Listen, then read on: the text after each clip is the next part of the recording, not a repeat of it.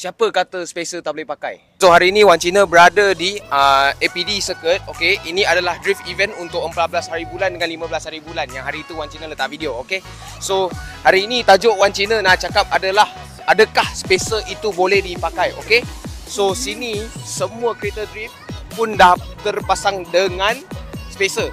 So spacer ni kalau tak boleh pakai, maksud kenapa dia orang nak pasang? Okay, so jom kita tengok kereta kita orang sendiri. Okay, belah sana. Okay, so guys, inilah kereta kita S15 Silvia. Okay, kita dah pasang dengan spacer dekat belakang dan juga belah depan. Okay, belakang lagi lebar sikit lah, depan kecil sikit sebab depan yang wheelbase dah keluar lagi.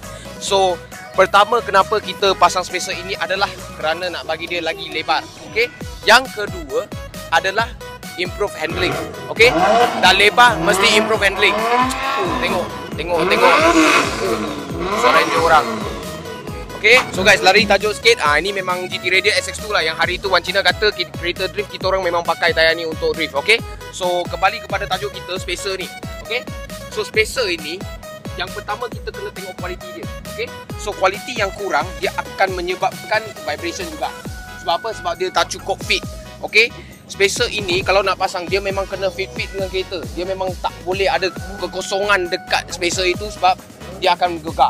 Okay, yang kedua, so spacer ini dia tak kena mengena dengan vibration. Kenapa? Sebab dia cuma tolong keluarkan tayar. Dia nak bagi lebar, dia bagi improve handling saja. So kenapa dia akan gegar? Korang kena check dulu tayar dengan rim korang ada tak rim bengkok ke, tayar goyang ke. Korang kena check betul-betul.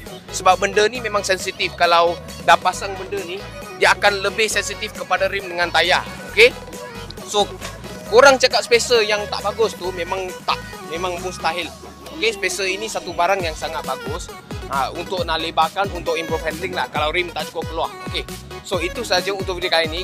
Wan Cina cuma nak jelaskan kegunaan spacer ini dengan kebaikan dia juga. Okay, so itu saja untuk video kali ini. Tolong like, share dan komen dekat bawah apa yang korang nak tengok seterusnya. Macam biasa, cari Wan Cina. Thank you guys.